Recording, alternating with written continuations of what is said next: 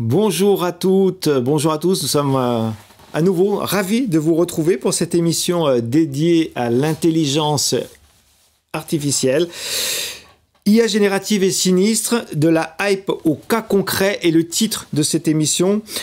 Vous le savez, l'intelligence artificielle générative est sur toutes les lèvres. Elle est souvent décrite comme une révolution en marche pour de nombreux secteurs, y compris celui de l'assurance. Pourtant, entre les discours et la réalité de l'utilisation concrète, il y a parfois des fossés. Si l'IA générative promet d'accélérer, d'automatiser et de personnaliser la gestion des sinistres, combien d'acteurs l'ont réellement intégré à leur process aujourd'hui? Ça va être un de nos sujets. Dans cette interview exclusive, nous allons voir l'apport concret, l'apport factuel de l'intelligence artificielle générative, et qui mieux que Shift Technologies pouvait aujourd'hui nous parler de ces fameux cas concrets pour la gestion de vos sinistres. Je rappelle que Shift Technologies est un des leaders de la fourniture de solutions logicielles pour le monde de l'assurance, que ce soit au niveau de la détection de fraude, que ce soit au niveau des recours, que ce soit au niveau de la lutte contre le blanchiment et du traitement automatique des sinistres. Et nous avons l'immense plaisir de recevoir sur le plateau Eric Sibony. Bonjour. Bonjour Eric, merci de nous rejoindre. Vous êtes cofondateur et directeur produit de Shift Technologies. Alors on va rentrer dans le vif du sujet, on va parler d'IA générative avec vous. Eric, je le disais tout à l'heure en introduction, tout le monde en parle. Vous en parlez aussi, mais vous, vos outils sont complètement intégrés aujourd'hui dans la gestion des sinistres en France. La fraude, bien sûr, mais pas que. Nous en reparlerons. Évoquons tout d'abord un premier cas concret de l'apport de l'IA, de l'intelligence artificielle, dans le parcours client lors d'un sinistre. Qu'est-ce que vous pouvez nous dire ? Alors déjà, donc Shift, nous, on est une entreprise française. On a démarré il y a un peu plus de 10 ans. On est spécialisé sur l'assurance. Et on fournit des solutions à base d'IA depuis plus de 10 ans maintenant. L'intelligence artificielle générative, c'est le terme du coup qu'on utilise pour décrire un peu donc, les technologies plus récentes qui sont devenues connues avec ChatGPT, qui est maintenant sorti, c'était un peu plus de 2 ans, fin 2022. Et en fait, nous, donc, on avait des produits depuis un certain temps intégrant l'IA, et on a naturellement pu faire évoluer pour intégrer l'IA générative, et je vais expliquer comment. Quelques points juste généraux là-dessus. La puissance en fait de l'IA générative, quand on y pense, par rapport à ChatGPT par exemple, ce qui est très très fort par rapport à ChatGPT, c'est que quand on lui parle normalement, quand on lui écrit du texte, pour tous ceux qui ont déjà testé, eh ben, il comprend. Ça c'est quand même assez bluffant. Ça c'est vraiment le bond technologique qui a eu lieu quand même. Et en plus de ça, quand ça a démarré, c'était la version 3.5, ils ont évolué à la version 4, maintenant il y a d'autres versions et ça va très très vite. Parce qu'il comprend ce qu'on lui dit et il est de plus en plus capable de faire des choses avec. Alors, quand je dis je prends ChatGPT comme exemple. Oui, c'est un exemple connu du grand public, quoi. Voilà, c'est pas la seule technologie. Alors, il y a plusieurs acteurs aujourd'hui qui le font, enfin, qui fournissent ce type de briques technologiques. Donc, c'est OpenAI qui fait ChatGPT, mais il y a par exemple Mistral, qui est une entreprise française qui est assez connue là-dessus. Chez nous, on utilise ces technologies-là. On en prend plusieurs en fonction des cas. D'accord. On ne développe pas nous-mêmes cette technologie, ce serait complètement aberrant. Par contre, on les utilise et on les adapte pour les cas d'usage de l'assurance dans nos produits. Donc c'est ça l'intérêt. Hein. Et la techno, il faut que ce soit utile.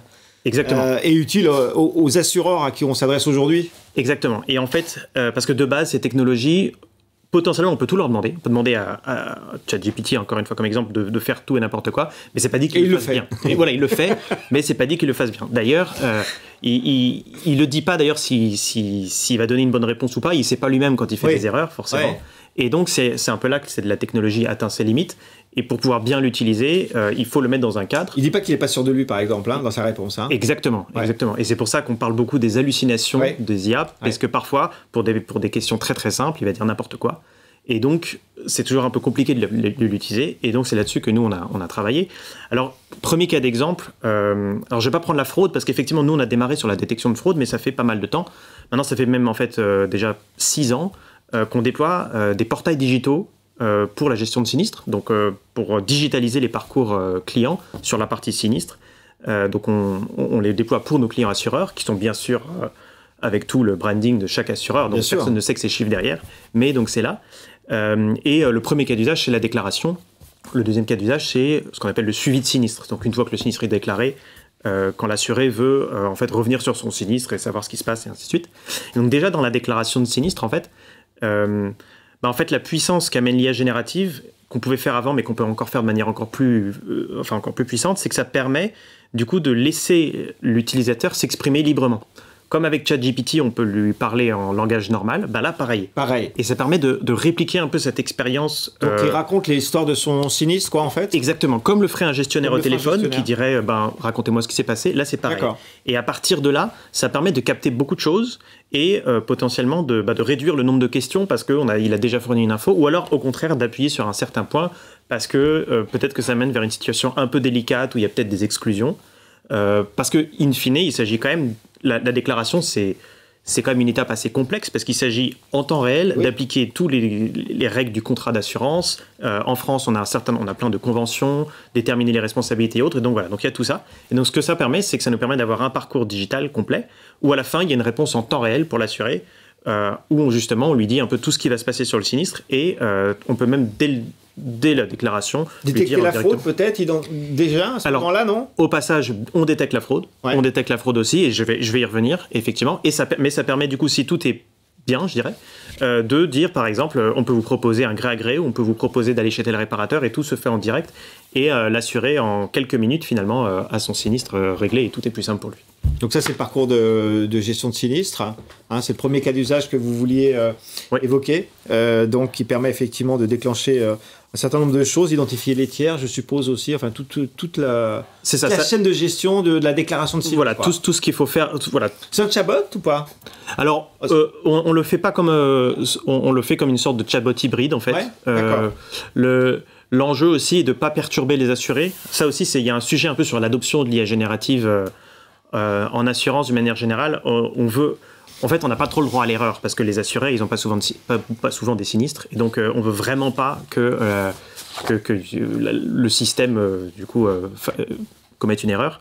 Donc, on préfère quand même avoir un environnement contrôlé et pas forcément apporter trop d'attentes. Mais peut-être qu'un jour, effectivement, d'ici quelques années, tout le monde aura tellement l'habitude des trucs à la ChatGPT que tout le monde fera ça. Tout le monde fera. Eric, vous le savez, nous ne sommes que des observateurs, mais nous, on a un petit peu le sentiment que l'IA, l'intelligence artificielle, on ne trouve pas vraiment de changement profond, en tout cas dans l'utilisation des pratiques en fait dans l'assurance. Vous avez peut-être un avis différent, mais le deuxième cas d'usage qu'on veut évoquer ensemble avec vous, c'est le recours.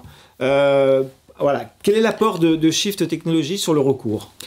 En fait, le premier cas d'usage dont je parlais, c'est donc vers les assurés. Comme je disais, il y a ce besoin que tout soit un peu contrôlé parce qu'on ne veut vraiment pas avoir le droit à l'erreur. Côté back-office, il faut aussi que ce soit contrôlé, mais c'est un peu plus vaste. Et donc, typiquement, sur le sujet des recours, c'est un sujet relativement technique. C'est la technique assurantielle d'identifier si, dans un certain cas, on pourrait en fait ne pas payer et se retourner contre un autre assureur. Et là, en fait, il y a des changements plus profonds en termes simplement de performance. Ça révolutionne pas, je dirais, les process. Les recours, c'est les recours. Il y a des processus, des règles à respecter. Mais grâce à l'IA générative, on est capable, en fait, d'analyser beaucoup les données non structurées. Donc, le texte libre, les documents. Donc, par exemple, en habitation... Donc, c'est ça, les données non structurées. Voilà, exactement.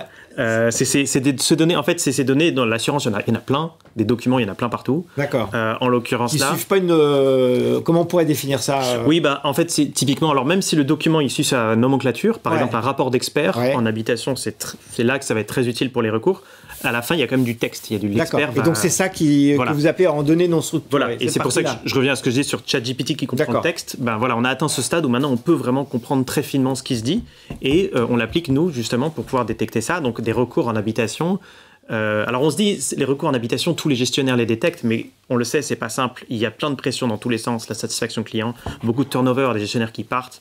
Donc en fait, les recours, c'est pas toujours facile à détecter. Et puis il y en a qui sont un peu subtils.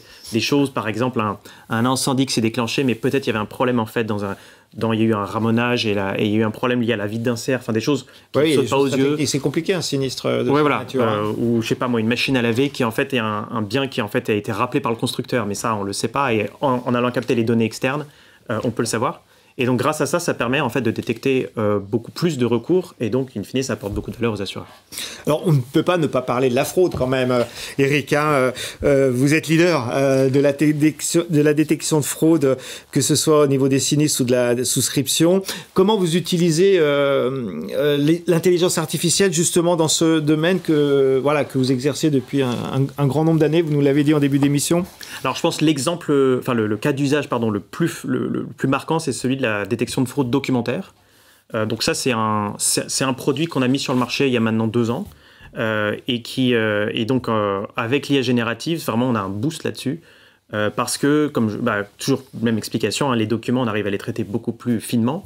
Donc c'est quoi? C'est les factures optiques? C'est principalement des factures. Alors, optique un peu moins, mais on a beaucoup en IRD. On va voir, par exemple, là, on a eu un cas récemment, c'était, on va dire, basiquement un incendie avec beaucoup de biens réclamés. Et sauf qu'en fait, on a détecté des fausses factures. Des fausses factures. Ils ont réutilisé des factures d'autres personnes, mais en modifiant certaines informations. Et au global, c'était quand même un sinistre à 60 000 €. Donc une fraude comme ça qui permet de faire ça. Et ça, il y en a beaucoup, des cas comme ça. Et donc en fait, vraiment, ça va assez loin. Et c'est des choses qui sont assez compliquées à détecter maintenant, parce que les techniques sont faciles pour le faire. Et donc, forcément, donc, du coup, il faut renforcer les techniques de détection. D'accord. Et nous, en fait, notre force, c'est qu'on utilise la technologie du marché, donc l'état de l'art, mais en plus de ça, on va intégrer en fait tout un aspect on va croiser tout un tas de données assurantielles, et par exemple, on a une connaissance du format de facture de chaque réparateur, par exemple, et tout de suite, on voit s'il y a une petite variation. Comme on a tout un tas de données et qu'on a cette analyse globale, ça permet de rajouter quelque chose en plus, quelque chose que par exemple... Sur les devis, par exemple, vous pouvez... Sur les devis, sur les factures. On arrive à détecter les aspects normaux ou anormaux aussi parce qu'on a justement tout cet historique à l'échelle de différents pays, comme la France entre autres, parce que ça fait beaucoup de temps qu'on est là et qu'on a accumulé aussi beaucoup de données. Alors, vous nous avez donné rapidement, Eric, 3 cas d'usage très performants pour le secteur de l'assurance grâce à l'IA générative vue par Shift Technologies. On va se projeter un tout petit peu pour finir cet échange, si vous en êtes d'accord. Vous voyez comment demain, l'utilisation de l'IA générative dans vos métiers, Eric, mais aussi dans le secteur de l'assurance? Alors, le cas d'usage que je mettrai en valeur, donc j'ai parlé du parcours digital au début pour les clients. Ouais. Mais en fait, on a beaucoup étoffé notre produit pour aussi aider les gestionnaires. Et donc, de plus en plus, on fournit des outils pour la gestion des sinistres. Et donc, aujourd'hui, on a déjà un système qui permet de couvrir la grosse majorité des parcours de gestion. Au-delà de ça, ce qu'on développe actuellement, c'est des choses pour aller écouter automatiquement les conversations téléphoniques et les résumer, par exemple. Ou alors pré-rédiger des emails ou pré-résumer des documents pour que ce soit plus facile à lire. Donc là, on est vraiment, je dirais, dans la puissance de l'IA générative pour vraiment toutes les tâches des gestionnaires dans la gestion de sinistre. Ça, c'est un demain à quel horizon? Alors, c'est un demain à l'horizon juste 1 ou 2 ans. Quoi. 1 ou 2 ans, donc puisqu'on a déjà le système. C'est un futur très proche, quoi, en fait. On a déjà des tests en cours. Oui. Écoutez, merci Eric.